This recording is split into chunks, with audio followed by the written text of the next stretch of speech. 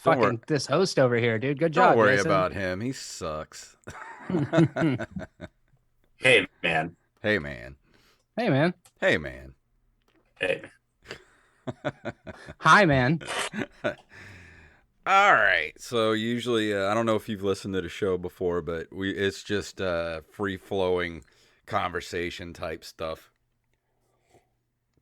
So I can do that. Whatever pops in your head that you want to talk about, feel free. And as long as I don't got to be funny, dude, we'll be good.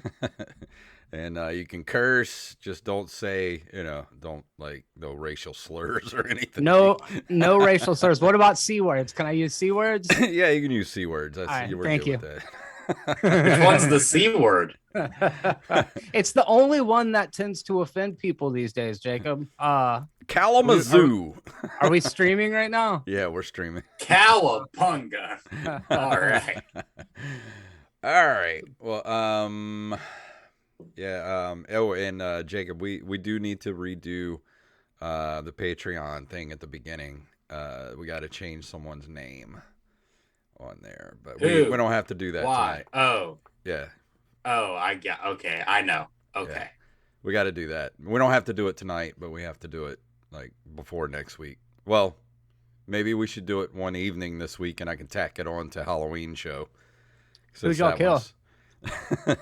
No, one of our patrons has changed their name, so we got to change it. Copy. And I am ready to record this thing if you guys are ready. Yeah. All right, let's do this. Here we go. In 3, 2, 1.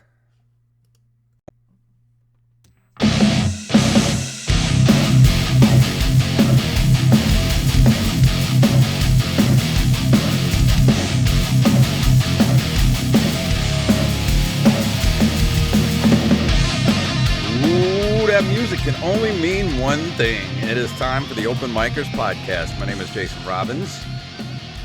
I'm Jacob Craig. And why don't you tell everyone who our guest is tonight, Jason? This is a man that I met years and years ago at Pensacon, and we've had a friendship for at least 8 years now. And we always, every time we see each other at Pensacon, we're like, man, we got to do some podcast stuff together. We got to do some YouTube stuff. And we never do it.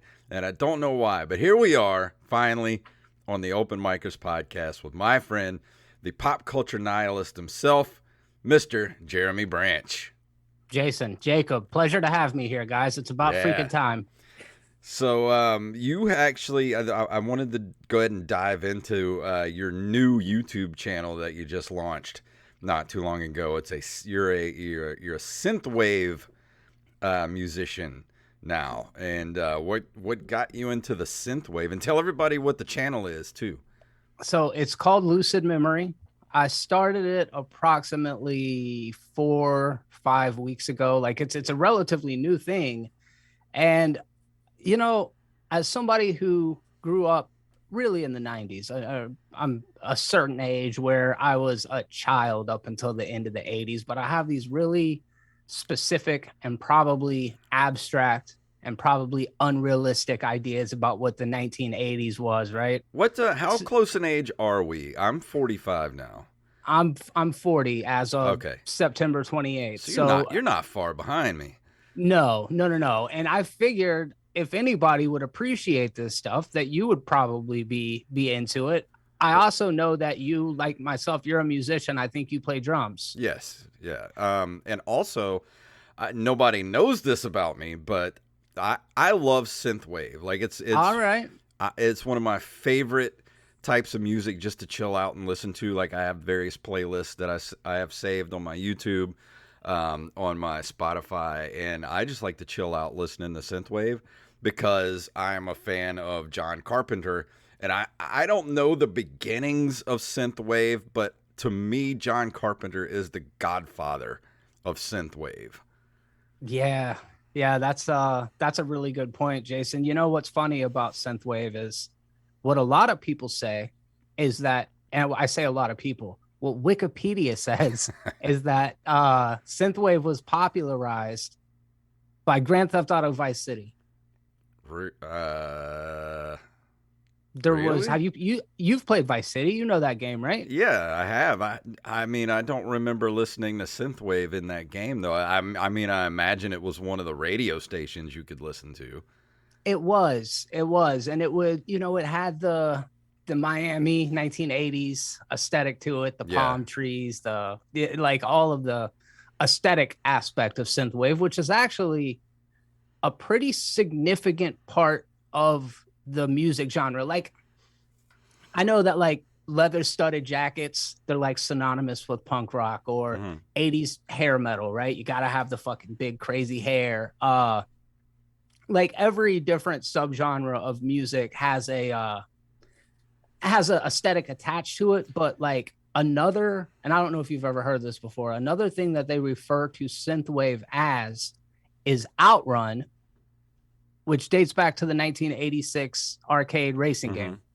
And so, how did the weird kind of like sunset through the the cityscape, like how did that visual become part of synthwave? Like because I Yeah, right. actually use that, like I was when I was making backgrounds for when I do game streaming on Twitch, one of the backgrounds I use is I just typed in synthwave background, and it was one of the first ones that popped up, and I made a background out of it. And it's like a purple, like you're driving through the desert. There's mountains in the background, and there's like this, orangish Grid purple. on the bottom. Yeah, there's a grid, and there's a grid. Yeah. Like it's Yeah. just that, like that. You see that, and you instantly think like the music that fits with that.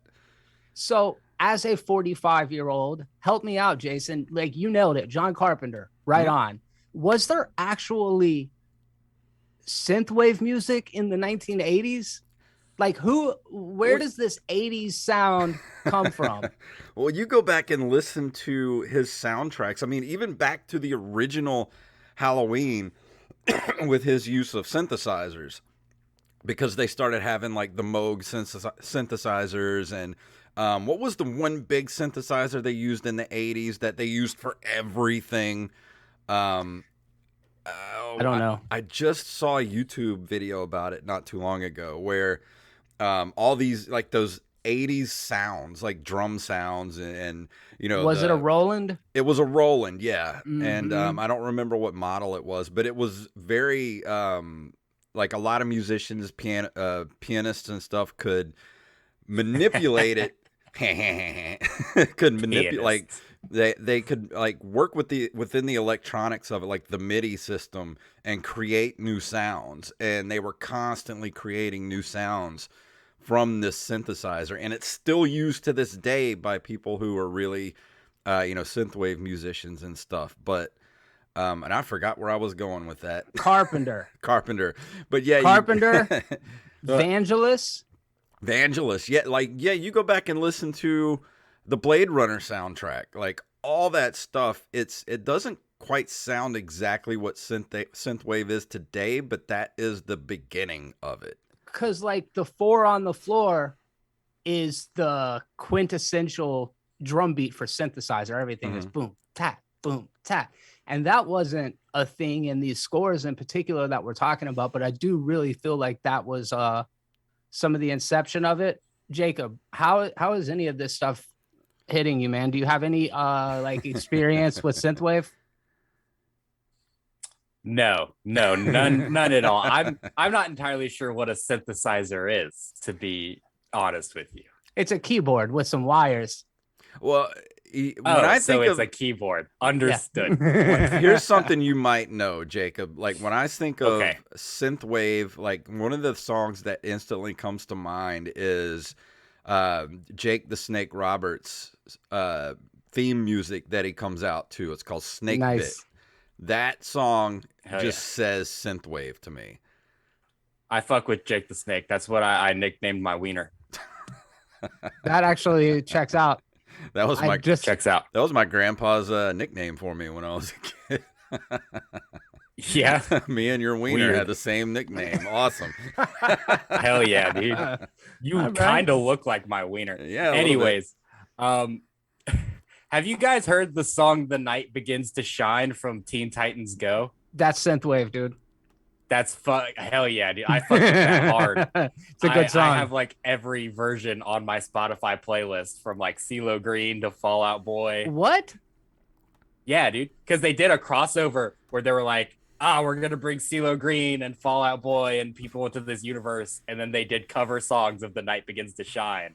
Was that on The Night Began to Shine 2? Didn't that just like come out a couple months back? That was like a year ago now, dude. You need to catch up on some Teen Titans Go. I guess so. It's been post that. Yeah, it's on Spotify right now. I gotta check you just this search out. The Night Begins to Shine. CeeLo Green's version is dope. I bet it is. I feel like the music video on the I don't remember the Teen Titans or The Night Begins to Shine 2 very well, but that whole thing, like riding a chrome fucking unicorn and the rainbows and the grids, like that's all quintessential, that sound. And hopefully though we're going to talk a little bit about movie scores, because I actually, and this is very unusual for me, I took a minute and did some pre-production shit. So just know I don't do that for my own shit. So you're welcome. Hell yeah, dude. Yeah. I did want to ask you about movie scores though, especially horror movie scores, because I feel like a score in a horror movie is like the most important score you can have. Like music and comedies don't matter. Like it's just like building that suspense of like you can't get murdered in silence, you know? You can. A lot of people do. But... Most people get murdered in silence. Really? You think? I don't know. If I was murdering somebody, I would have to turn the faucet on first. Yeah, I'm like that when I eat. Yeah, like I have to watch Gilmore Girls, or it's not gonna happen for me. Climaxing? Yeah, climaxing, murdering, eating, whatever, dude. Gilmore Girls is like a Rolodex of all three. Good. Just keeps me calm. I agree. I want to push back. I would watch the Gilmore Girls if it had a synthwave soundtrack to it. Mm-hmm. It would make it better. John Williams has done so much heavy lifting for not only Spielberg, but Spielberg I think would be a great director if he didn't. But George Lucas owes a fucking pretty substantial amount of his directorial efforts to the music of John Williams. That said, you make a great point. Like suspense and tension is a lot of times built by the sonic shit going on, the swells that are coming up as the person's walking down the hallway. So like scoring in horror movies, I think is like more important than in other genres. And there are scores that they really don't leave like a huge impression that are super effective. On the flip side of that, there's the really iconic themes from movies that like you listen to out of context of the movies themselves. You know, like Jason mentioned the Halloween theme. That's like people that have never seen a Halloween movie know the Halloween theme, or like Psycho, you know, the yeah. People have never seen that flick, but they recognize that right off the bat. So it's kind of interesting. Like there are certain things that even supersede the subgenre that they're in and end up becoming like a cultural touchstone almost. Tubular Bells from The Exorcist. Super popular piece of music, you know? Oh, which was wasn't that around long before The Exorcist, or was that made for The Exorcist? You know, I want to say, and this is not something that I have in front of me. I probably should pull it up before I talk out of turn, but I feel like Tubular Bells was written for The Exorcist. Okay, because I have the vinyl of Tubular Bells, and it's not attached to The Exorcist. No, it just says Tubular Bells. It has there's no mention of The Exorcist. Yeah, you're right. See, that's what I get. You know that Katie Loggins wrote Footloose for the movie Footloose.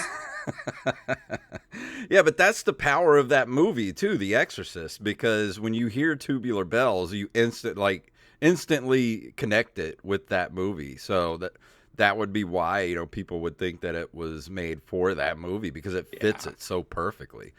And that was the power, you know, we're talking about John Carpenter, is because, you know, being the director, the editor, the writer, most of the times he was also the composer for all of his movies. And he created that soundscape for each of his films. Like, you go back and listen, like, to the synthwave type stuff that he did with the synthesizers and keyboards, but he also had, like, he wanted to be a rock star. Like, he had bands, like he played bass, I think, in bands. And you know, like, you go and you listen to like Big Trouble in Little China and In the Mouth of Madness, and like those rock songs that are the theme songs in a movie, like that's his band doing that. Yeah. He's definitely an exception, though. I feel like there are certain composers like him and John Williams, and like Danny Elfman was so protective of his score for The Nightmare Before Christmas that he himself is the singing voice of Jack Skellington. Like, not, I feel like there are a lot of, like, your average movie composer like isn't gonna do that shit. Yeah, that's actually probably a fair point. And talking about John Carpenter wanting to be a rock star, Danny Elfman actually owns that that honored title because he is the lead singer in the band Oingo Boingo, which sounds like a fucking stupid name if you've never heard the band. But they're great.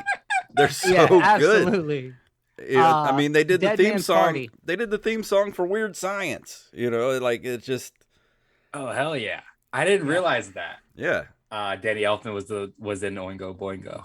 Dude, Jacob, you got to look up this picture some other time on your own time. But if you look at Danny Elfman performing at the last festival they played at, he's like 75 years old. He's got his shirt off and the dude is fucking jacked. It's like so weird to think Danny Elfman, that worked with Tim Burton on all those movies, is like some shred rock star.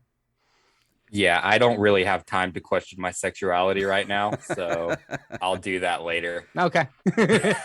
It's kind of weird too, because you would never, you go back and you listen to Oingo Boingo, and you would never know that guy would go on to make, you know, he starts off with Pee-wee's Big Adventure, and then gets Batman and writes, still to me, the quintessential Batman theme.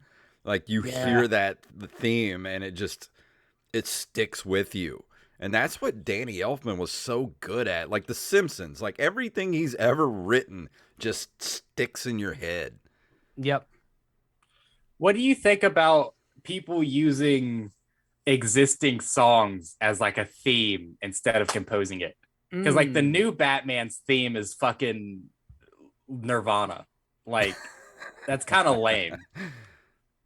Jason, what do you think, dude? I got a take. I like that version of that song. Yeah, it's cool, but maybe it fit, you know? Maybe it fit that version of Batman because he is like the emo, you know, I'm depressed and I'm gonna stay in my little underground it wasn't even really the Batcave. It was more like his basement. And he's going to stay down there and be depressed. It was a depressing movie. I'm not going to lie, but I liked it. I don't know. I don't remember any like theme or anything from that movie, like music wise.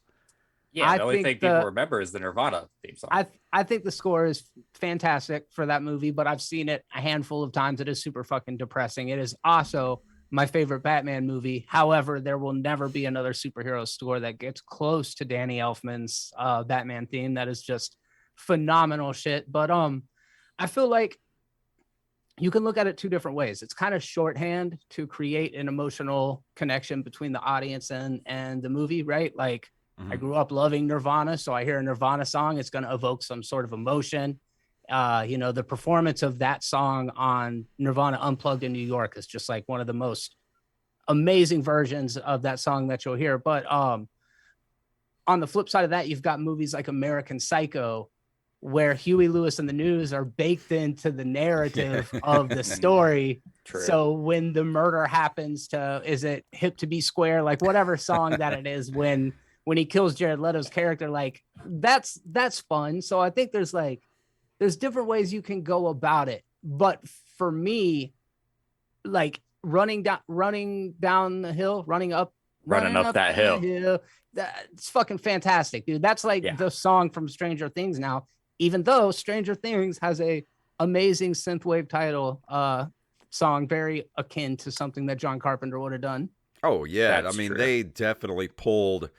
Uh, uh, they pulled from old John Carpenter movies like Christine, things like that, and Yeah. the Stephen King movies of the '80s. Even though they weren't really all that good, they had a certain aesthetic to them, especially like the opening credits of those movies. You know, you go back and watch movies like Cujo and Maximum Overdrive, which I am an unapologetic lover of Maximum Overdrive, even though it's like one of the worst movies ever made. An ironic lover of Maximum Overdrive, or like legitimately, that's fucking art. No, he loves bad movies. I love too. it. It's one of those movies that I think it might be the nostalgia talking, because it was one of those forbidden fruit movies when I was a kid. And I remember my friend down the street had it on VHS, and I would go to his house and we would watch that movie when I was a kid. So I just have this soft spot in my heart for that. Even though I know it's awful, I got plenty of those. 100%. It just makes me feel good to watch it. you know? Yeah. You know, AC/DC wrote a song for that movie. Well, they wrote their whole Who Made Who album is the soundtrack for that movie. Oh, they did a whole album for that? Yeah, their album Who Made Who was written for that, was the soundtrack written for that movie. I knew the song was. I didn't realize they did a whole album. Yeah, it's an entire That's unfortunate. AC/DC album. And I love that album. Yeah. I mean, it's definitely one of their worst albums, like objectively, but it's okay. You can like it. What is objective taste anyways? As far as composers, like what do you think about people like Alan Silvestri, you know, with the Back to the Future theme and stuff like that? Oh yeah, like so many of those 80s. I think he does a lot of Marvel stuff now too, if I'm not mistaken. I think he did. I'm gonna fucking say something out of turn again. I think he did the Avengers theme. Pretty sure he did. But yeah, I like those guys. You know, like as far as 80s composers, there's a handful of them that I'm really big fan of. If you name like Back to the Future, Indiana Jones, you know, all the way down the list of like who's shit, I'm not gonna be able to think of his name right now, but there's a bunch of like those Hollywood blockbuster composers that are just amazing. But getting a little more into the like more niche side of things, we mentioned John Carpenter, we mentioned Vangelis, Tangerine Dream. Do you know Tangerine Dream? I know the name. What is Tangerine Dream? I'm not entirely sure what a tangerine is. It's like an orange. It's Okay. like an orange, Tangerine only Dream. sexier. Sexy Orange. It's Hell a yeah, dude. Sexy Orange. That was the name of my my punk band in high school, actually, was Sexy Orange. I want to say that Tangerine Dream did the score for, these are a bunch of movies nobody's seen. Thief with James Caan, Legend with Tom Cruise. Oh, that's where I know them from, is Legend. That is Synthwave. And it's such a great score. But it doesn't fit the movie at all. You know, to that point, there is a director's cut of that movie that Ridley Scott does that has more like your traditional Celtic kind of music in it. I've never seen that though. I've never seen that director's cut of it. I watch it for that fucking soundtrack. So yeah, it doesn't fit, but it's so good. It's so good, but it does not fit. Have you ever seen the movie Legend, Jacob? Yeah, I've seen it once, like a long time ago. It's such a strange movie. They did Firestarter, talk about early 80s Stephen King movies. And then they also did one of my favorite vampire flicks directed by Catherine Bigelow called Near Dark with Lance Henriksen and fucking Bill Paxton. It's a fantastic movie. So I like their style, but again, we're kind of in like the ambient side of things. Like Tangerine Dream doesn't quite have that like driving, dirty synth sounds. It's more like ethereal, more spacey sounding. But then we start to get into the niche shit. And now that I know you like Maximum Overdrive, you might be able to appreciate the work of Dario Argento. Oh, yeah. He's an Italian filmmaker responsible for such films as Suspiria, Tenebrae, Deep Red, and he always collaborated with this act called Goblin. Goblin, yeah. Goblin is fucking awesome also. That was the thing. I had never seen Suspiria until a few years ago, but then when they did the 1080p Blu-ray version, you know, they remastered it and everything. They put it out in the theater for like one night. Really? And I went to the Prytania in New Orleans to see it on the big screen, and I had never seen the movie before, and it was a complete like visual and auditory experience because of that soundtrack by Goblin. And I made sure to like sit there through the credits to find out who did the soundtrack for that movie, because it is so intense. Yeah. Yeah. That was probably a cool fucking experience, right? It really got me back into horror movies in a big way, because that movie is such it. And I'll probably say this and get hit in the face for it. It's not a great movie, but it's the way it's a complete sensory experience, especially to watch it on a movie screen like that, because it's just so colorful in the images mixed with that weird fucking soundtrack by Goblin. Like when you leave there, you're just like, what the hell did I just watch? Like you can't stop thinking about it for days. Yeah, that's a good one. That's I discovered Dario Argento obviously at the same time as Goblin, and walked away from the majority of those movies being like, wow, the blood looks really pretty. It's like a bright fucking looks like red paint splattered. It's not a realistic looking blood, but I specifically remember like, man, that soundtrack is amazing. My favorite one is from Tenebrae, and there's actually a electronic industrial dance group called Justice that came out 10 years ago now, and they do a really cool remix to Tenebrae. Another movie that we got to shout out while we're talking about this that probably had a substantial hand in popularizing synthwave is the movie Drive with Ryan Gosling in it. I still have never not seen that. Anyone? Movie. Okay. You got to check it out. It's fucking cool. It's good. It's now that I know it's got a synthwave soundtrack, I'm definitely going to watch it. It's good. One of my favorite, this isn't synthwave, this is 80s horror related. Fright Night has an amazing score. Dude, not Fright Night. Come on, man. We just went through fucking Fright Night. What happened? Did you watch the remake? No, dude, the first one. The remake's better. Fright Let's Night's talk a about dog this. shit movie. It's fucking dog shit, dude. I'm starting to see what you have Jacob here for. He's just like the bad take generator, right? Yeah. No, I call people out on their bad takes. Thank you very much. He's a Gen Z hater is all he is. Why do you not like this movie, dude? Talk me through this. First of all, I watched it for the first time maybe a month ago on a friends of ours podcast. I watched it to sort of rip on it for their podcast. And looking through it with just no rose-colored glasses, it's one of the most plot hole filled movies of all time. You just now out of your own mouth said, I watched it to rip on it. How the fuck is that going in objective? Look, the point of to be fair, I had done that podcast before. I see you backpedaling, dude. Go ahead. No, I'm not backpedaling. Listen, I did it before where we had to rip on From Dusk Till Dawn, and I couldn't because I love that. I love From Dusk Till Dawn. I could barely rip on it. Okay. But watching a movie that I have no connection to, where there's just so many plot holes littered throughout it, so many bad effects. Hit me with one. Yeah. Okay. How about this?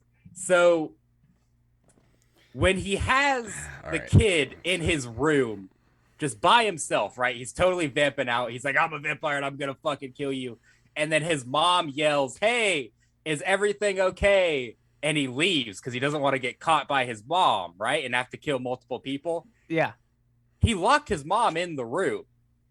He has to go get his mom out of the room. She can't leave. Why is he leaving? Just kill the kid right there. Is that a plot hole, or does that just have to fucking happen for the movie not to be 30 minutes long? Oh, if that has to fucking happen, then it's a plot hole, dude. Come on. Dude, Yeah, you're right. talking All about. right. I see you. You're That's talking fair. about Not to mention he kills 2 bouncers in a room full of 100 people and then nothing fucking happens. Dude, you're talking about an 80s horror movie, and you're gonna No, I try to understand. like pick them apart and say try to find an 80s horror movie that doesn't have at least 5 plot holes in it. I dare you. No, I Movies understand. used to be Jason. written by one person, not an entire fucking writer's room of people being No. able to like check and balance each other. So No, I know. I mean, this was all Tom Hollander, but you look at the writing from Tom Hollander, you look at the inconsistencies, and you looked at the horrible and inconsistent effects of this movie as well. bad effect. Hit me with a bad effect. Okay, so let's see. The After this, I'm gonna ruin Star Wars for you, Jacob. Just go ahead. I'm not you're gonna gonna ruin lie. Star Wars for me. I fucking love this. This the is biggest amazing plot to me. hole on the planet is in A New Hope. Yeah. All right, tell me about it. Okay, so they're in the trench, right? They have to go into this trench to shoot a proton torpedo down into the Death Star, right? He's So right about that. they had, I think, in the lore of A New Hope, they had something like 85 fighters going up against Yup. the Death Star. They lost all but 3. Preach. They're all dead. Why did they have to go through the trench? Why couldn't they just fly like straight at the hole? They're in fucking space. Well, Jason, you see, there's something called foreplay, okay? You can't just go straight for the hole, Jason. You gotta go through the trench a little bit, maybe pull back a little bit before you get to the hole. And then Oh, shit. only then can you shoot your proton torpedo. It's a sphere in space. Okay. They could just fly Correct. straight, have one X-wing, fly straight at it, shoot down the hole, and be like, "We're good." Isn't Rogue One your favorite Star Wars movie? Pretty much, yeah. Except Blame them for the bad intel. Blame them. They're the ones who are like, you got to go down the fucking trench. You got to do it. They're the ones, dude. I got 2, and this isn't even a plot hole. It's just a minor grievance. I'm not that we're airing grievances about Star Wars. Like, there are blasters. Why use lightsabers? I know it's a weapon for a more elegant time or whatever the fuck they say to like just wash that away. But then if you can like literally pick up mountains with the Force, why do you need a blaster or a lightsaber? Why do Jedis ever fight when they can just like mind power each other? I mean, you don't have to answer. It's a hyperbolic. It's like there's no answer to these things. And scripts have to happen. No, that is a fair point. And I mean, the only answer is that laser swords are cool. They are fucking badass. No question about They're it. cool. No question That's about it. it. They're cool. That's it. That's the only reason to have laser swords in your movie. I feel bad though now because I was enjoying his ripping on Fright Night, but I feel like once you start slaughtering the sacred cow, it goes from being haha, we're all laughing, having a good time, to all of a sudden R-worded my childhood, dude. Why are you trying to R-word my childhood? Look, is this kind of what you do on the Pop Culture Nihilist? Is rip on things that other people like just because it's from their childhood, even though it's dog shit. Yeah, 100%. And that's kind of the thing about modern day criticism versus back when you were young, you saw something and you developed a love for it.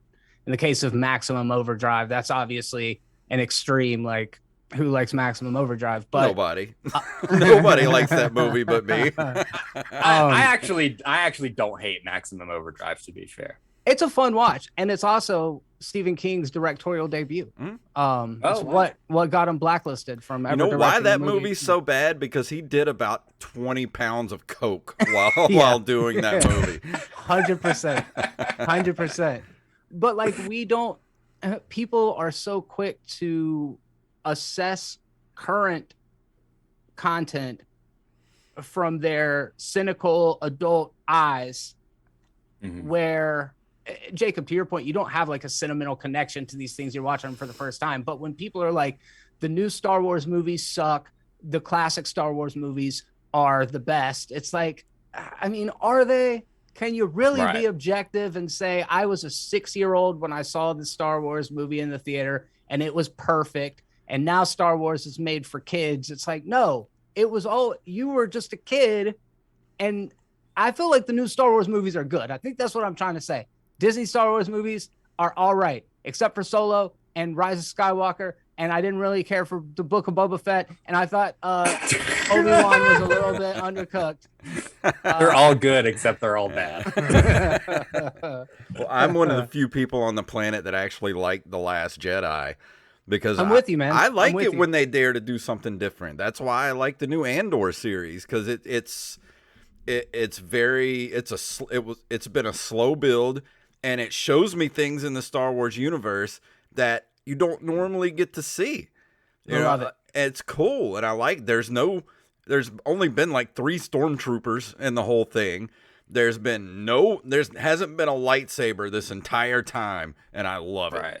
Yeah, there's probably not gonna be either. I mean, it's like I like when they take different genres and put it into like a franchise that needs like a shot of something, you know?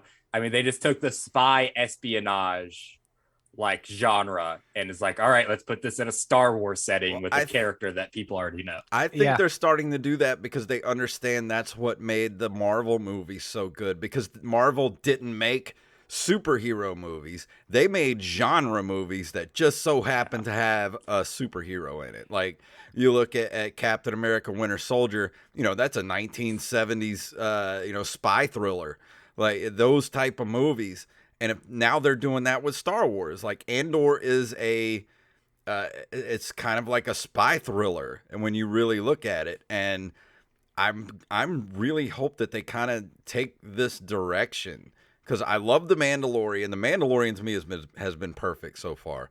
Yeah. Boba Fett it's the best Western of the last 30 years. It's a Western. Boba Fett was okay. It wasn't great, but I'm not going to go back and watch it again. Like, I'm just kind of like, all right, I watched it. I'll watch the scene where he's riding a fucking Rancor at the end. I will replay that in a 20-hour loop. And other than that, I don't care anything about it. You know what I want to see? Was dope. I want to see like a squadron of TIE fighter pilots, like a show about like 3 or 4 TIE fighter pilots that just like hang out and like have, they have drinks and they have like, personal stuff going on with them, and like you don't ever see a freaking lightsaber or Darth Vader or anything. It's just kind of like you're just hanging out with these TIE fighter pilots, and you get to see it from the other side.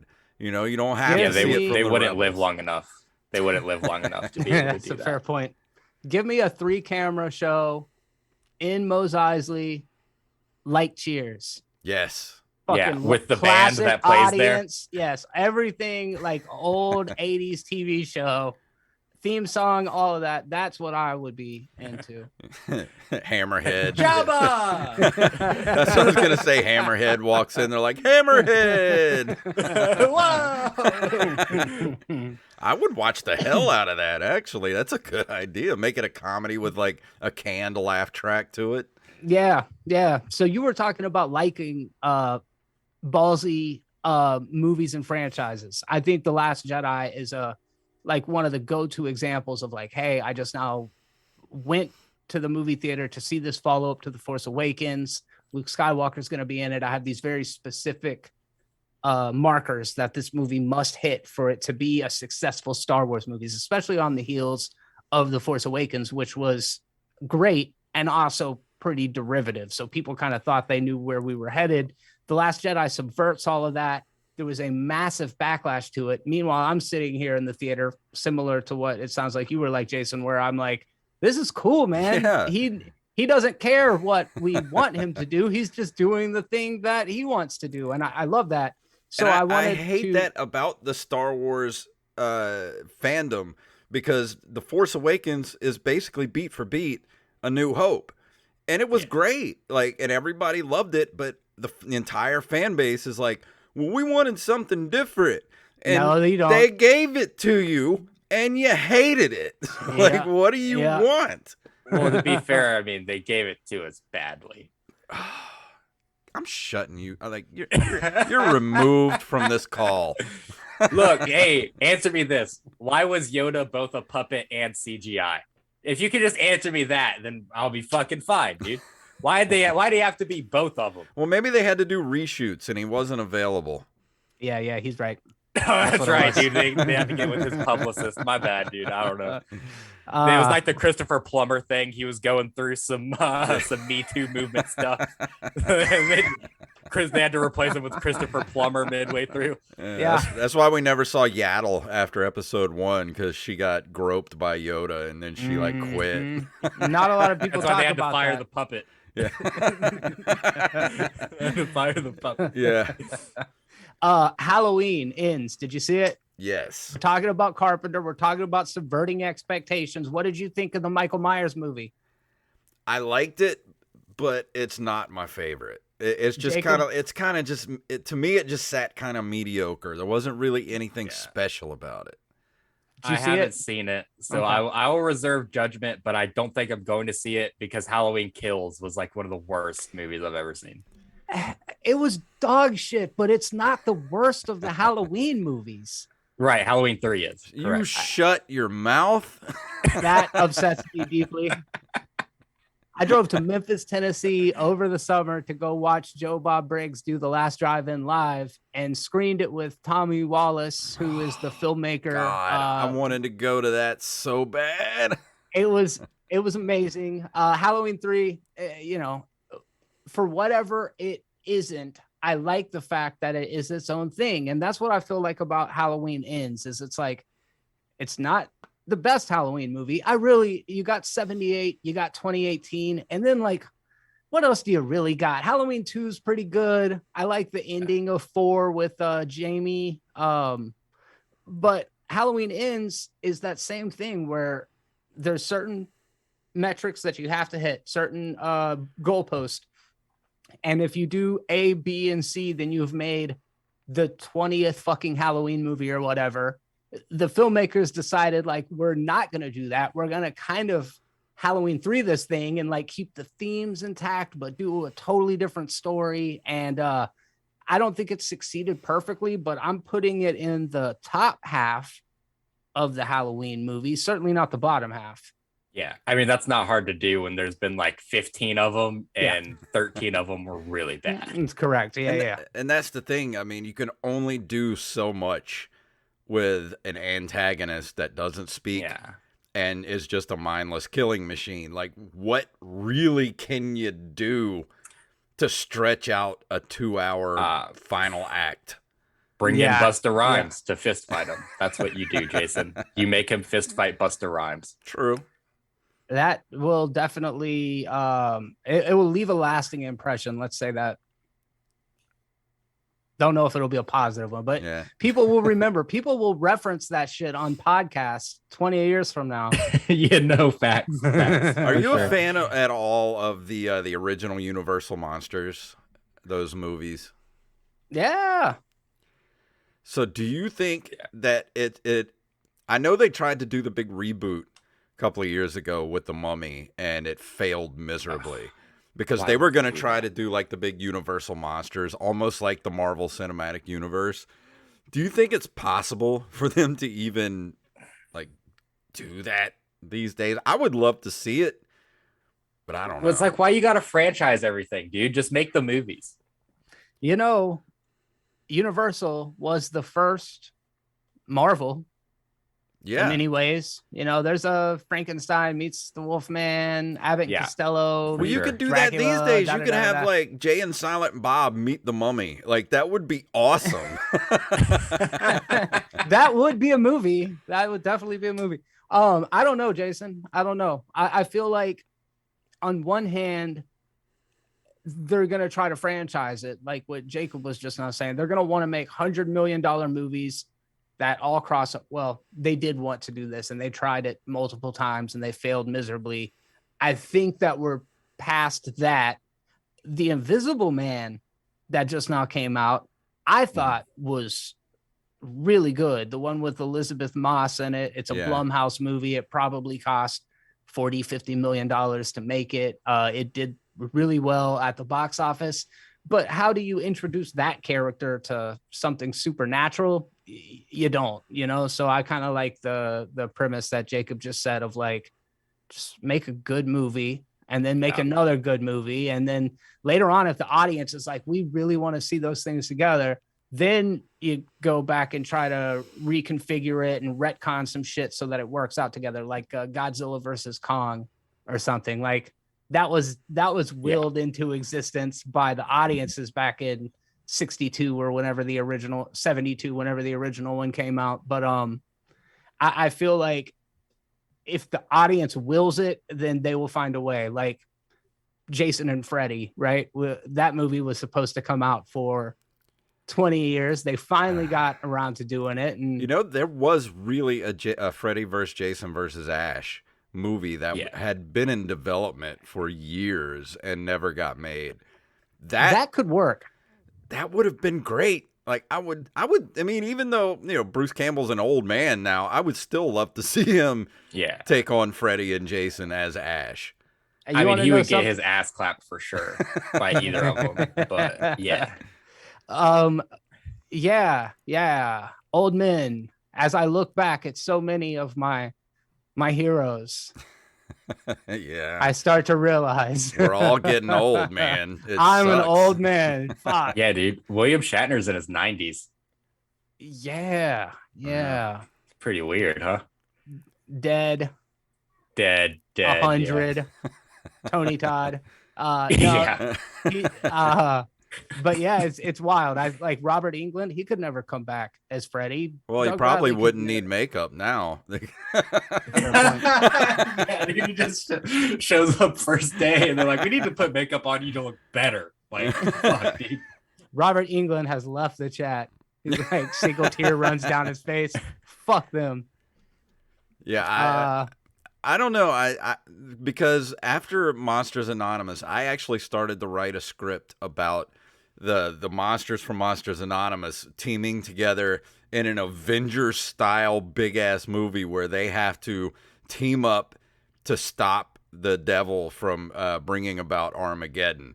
I'm like, I think it could work if you were to actually do that with the Universal monsters, but give it that bit of humor too. I think that's what people really want, because you're not going to be able to make horror movies out of that, of those characters. But you add you make them a little bit dark but funny. I think that would be the way you would want to do that. It would work for sure in the tone of Monsters Anonymous. That would be like a ideal scenario to play that thing out. I know there's a movie called Renfield coming out, which is slight spin on the Dracula mythos. Mm-hmm. I think that's a Blumhouse produced movie. I know they've like got a couple of different irons in the fire right now, but if you're going the serious, grounded route, you can't do a big crossover event, because what I've always believed, and Marvel's been able to pull this off despite itself. Maybe it's the medium of comic books, but like pretty much any scenario, there's one fantastical element. Like most screenplays, it's like it's our world or it's a near future, and it's our world, but there's a vampire. It's the near future, but there are androids. It's the current times, but there's a werewolf. You know what I'm saying? Like, yeah, the setting is, usually rooted in like whatever reality the world is in, and then they ask you to suspend your disbelief for one thing. The idea that one person gets bit by a wolf and becomes a werewolf works in the context of that movie, but then how did this guy over here become a vampire? And then this mummy shit's going on over here. Like, how do you tie all of those things together with a device that's like tangible? You know what I mean? Well, I had a whole separate little adventure that was going to happen with the mummy and the Wolfman, because the mummy was the priest who cured Anubis of lycanthropy back in the Egyptian days, and his tablet that he wrote his formula on, he had been lost to time, and all of a sudden it pops up at a like a museum showing, and because the Wolfman wants to be, you know, they're kind of friends or whatever, he wants to be cured of his lycanthropy, so they have to team up and break into the museum to steal this the stone tablet that has like all this recipe for the cure for lycanthropy. And Anubis was also a lycanthrope. Yeah, and that's why he was always portrayed as as like a wolf or a dog or whatever. It's pretty cool. Yeah, I dig it. So that was my idea. Hopefully nobody steals it and does something with it, but I've got all that copyrighted. So. That's cool. Would you mind saying it again in fine detail? Yeah. I'm just gonna write. But hey, nobody's gonna give me the $50 million to make that movie, so it's okay. It's a cool way of making that work. You know, like with Anne Rice, she ties everything back to Egypt, actually, and then before that, I think Aliens, if I'm not mistaken. But the idea, there's a central point that everything kind of goes off of, and if you work it that direction and then everything spreads out, I think that there is a possible way of doing it right. I mean, I don't know that you will ever be able to top Monsters Anonymous and Monster Squad, but we'll see. Matter of fact, I feel like Aliens are a cop out for horror movies. Why? Yeah, I'm kind of with you. There's a few alien movies that I like. Like not Alien. Well, Aliens is something different. Alien, that whole franchise. But I'm talking about like you have something seemingly supernatural, and at the end it's like a UFO, and you're like, oh well, fuck me then. It's very 1950s. Like zombies were aliens and all that shit. Have you seen Nope yet? Nope. Yep. You haven't, Jacob? Nope. All right. Well, that's that's Aliens. That's a whole new take on the UFO genre. I mean, Jordan Peele is like I'm not talking about Jordan Peele, dude. He cannot do wrong to me. Like he's, I'm not talking about him, but I like Stephen King even, like the fucking Pennywise the Clowns and Alien. It's like, I don't want that. I want a creepy alien who rapes kids in the sewer. Like, don't cop it out by making him an alien. Clip that. Clip that. He's not necessarily an alien. He's an interdimensional being. Oh, he's an interdimensional being. Well, excuse me. I didn't realize that wasn't an alien. I'm kind of being won over on this conversation here because H.P. Lovecraft, a lot of his shit was like interdimensional. Yeah. Maybe extraterrestrial, but like doesn't that Jacob, I fucking feel you, dude, but I gotta switch camps here. Switch camps here. It's okay. Because I am starting to realize like there's so much out there that we don't understand. Like in Thor, they're like it's science and magic are the same thing kind of thing. It's like, what if every monster is just some form of life from another dimension, another reality? You're 100% correct. It very could be, but me as the viewer, I don't need to be shown that as a twist at the end of the movie. I would rather be like, all right, it's a werewolf or whatever. You saw Signs and you were just like, and M. Night Shyamalan just ruined you for Aliens from that point on, right? M. Night Shyamalan has ruined a lot of things for me, Jason. As he has with a lot of other people. Well, let's talk about modern horror. And Jeremy, I had suggested to you that you watch a movie that just dropped on Shudder couple of didn't do weeks that. ago called Deadstream. Yeah, no, I actually did I do didn't that. fucking do that. I did do it. Yeah, man, it was great. It was great. That's one of the things I love about Shudder is like it's a crapshoot.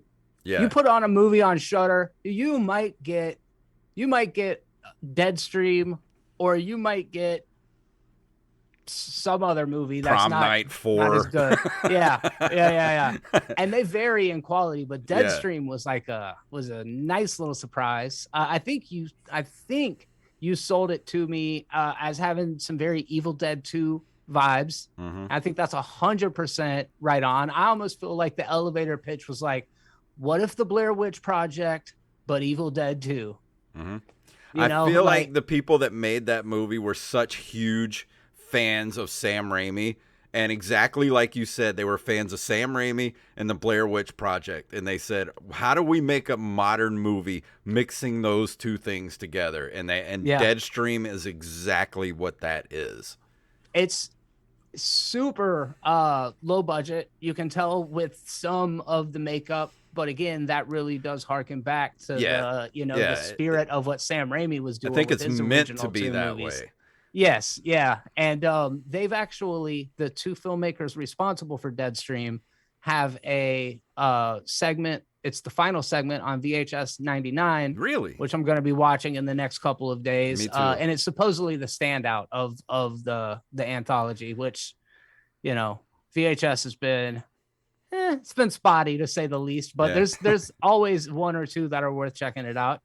Well, see, I like Deadstream so much because just the way they did the movie, it just makes you feel like you're actually watching like somebody in a haunted house on a Twitch channel.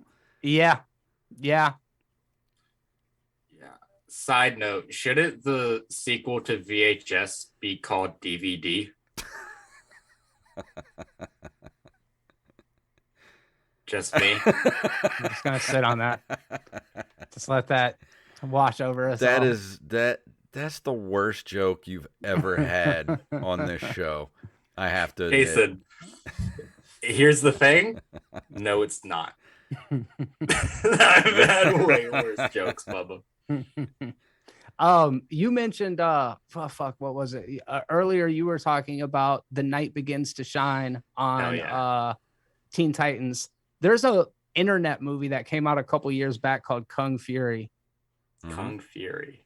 It's about a 45-minute short film. You can watch it on YouTube, and it's all synthwave, but it's about like a detective and his partner gets killed, so his new partner's like a Triceratops person, and they have to go back in time and fight Adolf Hitler with like a war eagle. You have to watch it, Jacob. It is raptors in it and shit. It is so ridiculous and over the top.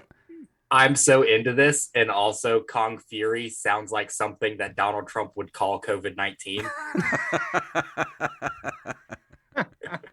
Yeah.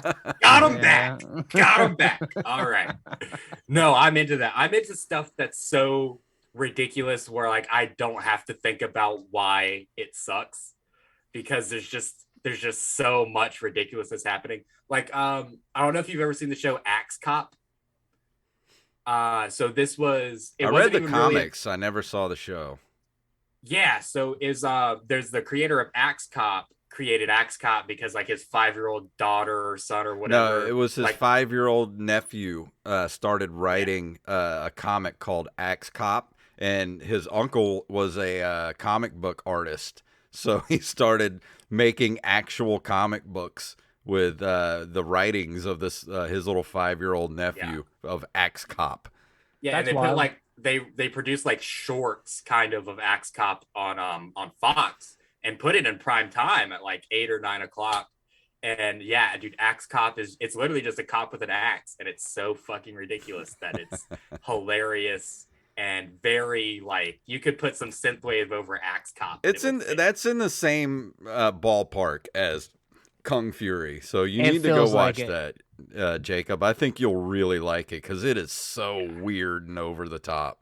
I need to watch that, and I need to find out where Axe Cop is streaming because I don't think they show it anymore. There's in those veins, there's Hobo with a Shotgun. Yeah. That's Heard of that. got Dolph Lundgren. No. Blind Fury. What's his name? Blade Runner. Alfred Molina. No. Correct. Rutger Hauer. Yeah, Rutger Hauer. He's in rest Hobo in with a peace. Shotgun. It's got a really good synthwave soundtrack. And then Daniel Radcliffe from Harry Potter himself is in a movie called Guns Akimbo, where they strap. Have you seen that? I have not seen I haven't that seen yet. it, but I need to. It's amazing, and it's got a synthwave score as well. So there's a couple of them you can check out if you are kind of interested in that genre. And while we're on the topic of newer movies that are out, but there is, in addition to Deadstream, there was a movie that came out recently called Who Invited Them? I don't Jason, think I've heard of that. It's about a young kind of hipster-y couple that move into a house that's probably way out of their price range because of a history that the house may have. And they're having a get together one night, and they find that two of the guests, very attractive, charismatic couple, then they can't figure out who invited them to the party, what their connection is. After everybody else leaves and goes home, this couple sticks around, and it's like a escalation of weird psychological games that they're playing with them. And it's a horror comedy, but I think you should check that one out. It's pretty good. Okay, it sounds good. I haven't heard of that, but I've heard that a lot when I show up to a party. Who invited them? I ask myself that every week on this podcast. Like, who invited you? Hey, it was only my idea, bud. Well, Jeremy, Anyways. we're coming up on an hour. Is there anything else we wanted to talk about before we leave here this evening? Yeah, Mandy, Beyond the Black Rainbow. These are two Panos Cosmopolis. That's not right. Panos Cosmatos movies. Did you see Mandy? That's with what's his name? Nicolas Cage, Molina. right?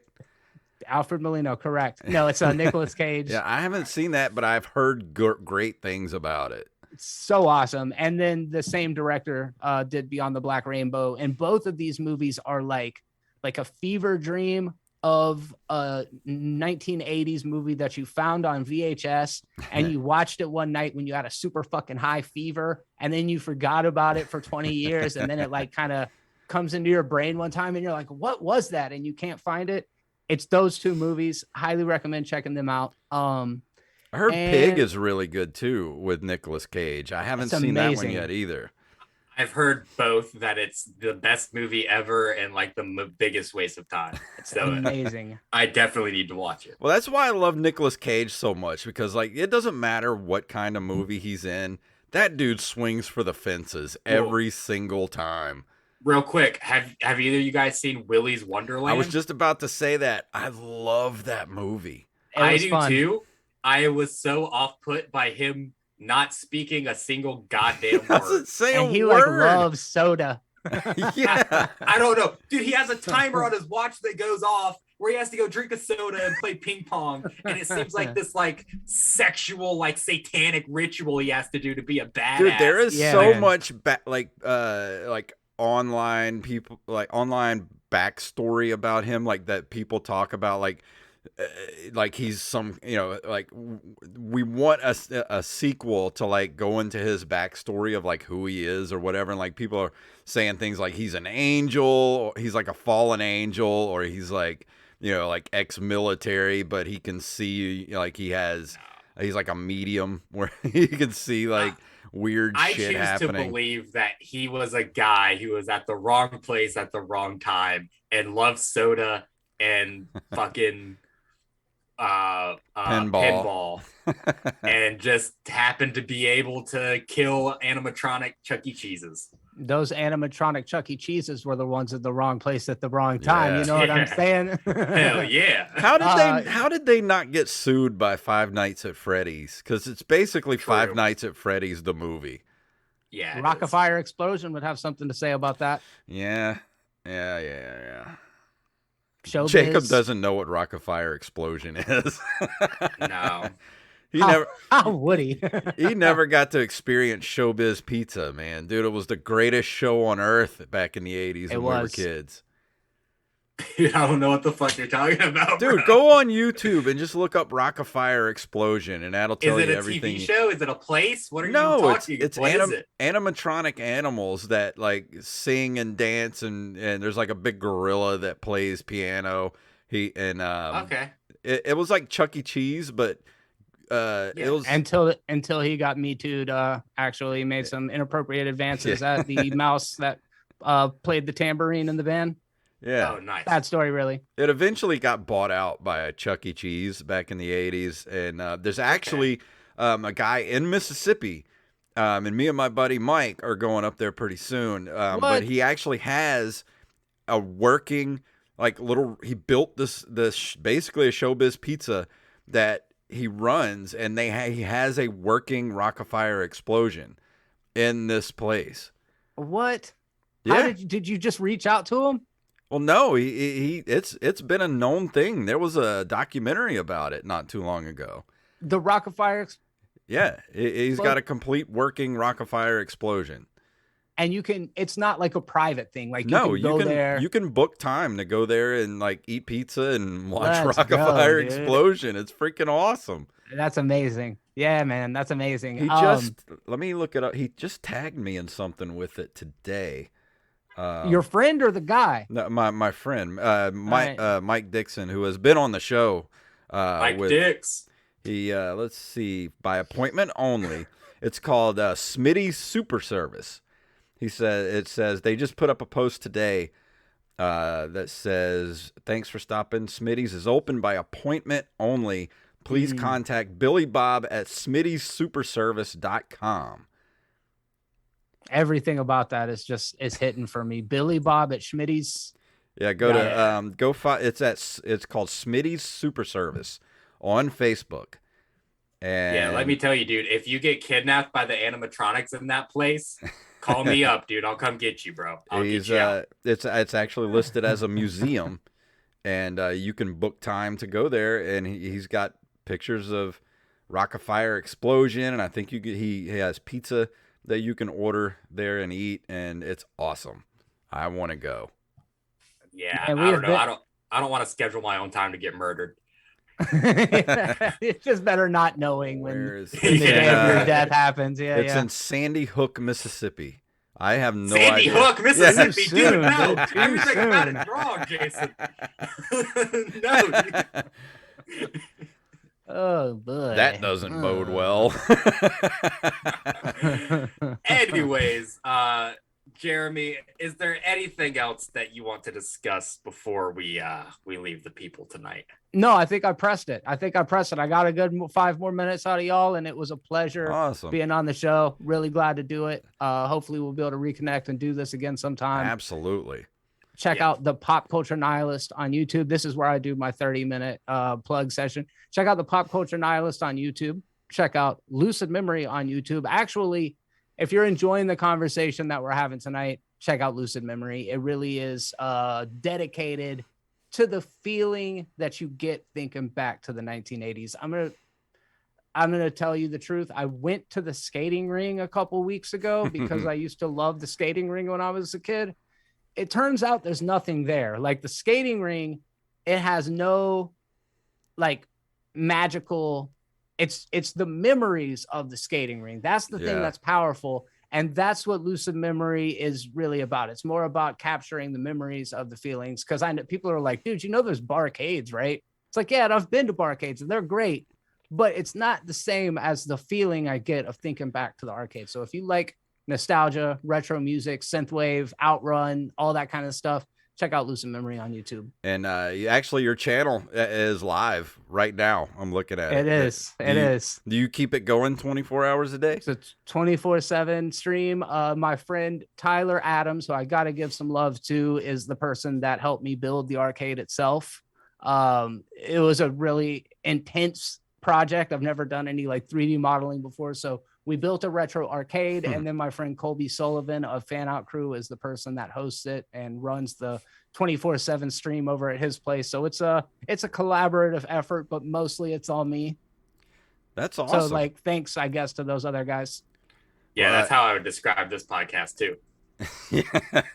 And you were just talking about the skating rink, dude. Our skating rink here on the coast, Golden Gate, dude, it literally has not changed since the 70s. You walk in there, it looks like the 70s. Like, it's still got the same carpet.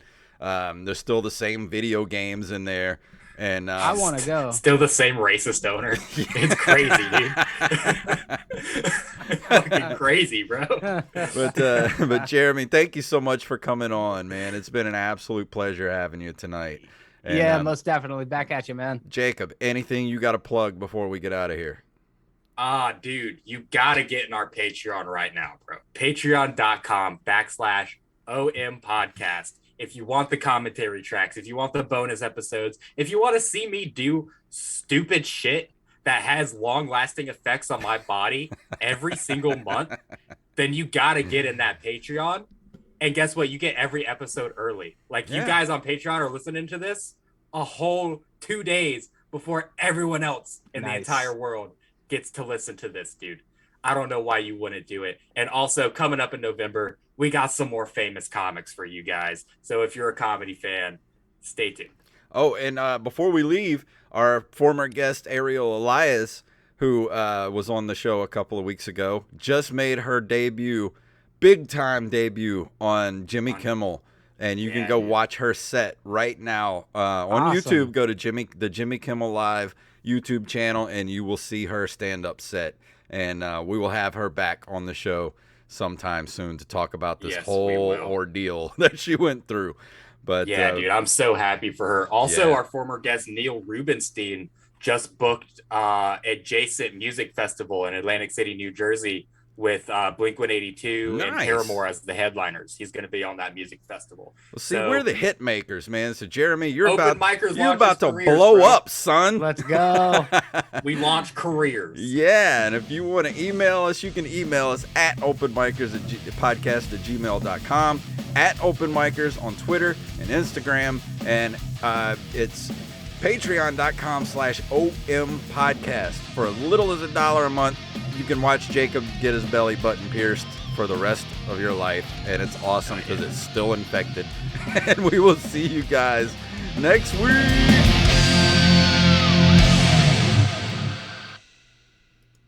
It feels a lot better, actually. That was a great episode, man. That was dude, that was a lot of fun. Appreciate it. Glad to do it, dude. I set it in my phone. I planned to do this. I've been looking forward to it, made a bunch of notes and everything. My brain is such that at 7:25, I got the notification. I was just like, oh shit, I gotta do this thing that I've been planning for a week.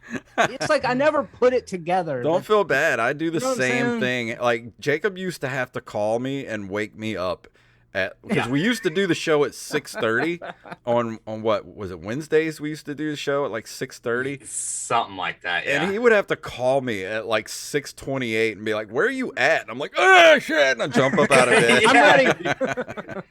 At least we didn't have like famous people on back then, so it was just like our buddy and me waiting for you to wake up. I'm gonna go What's ahead. the deal with this Ariel Elias girl?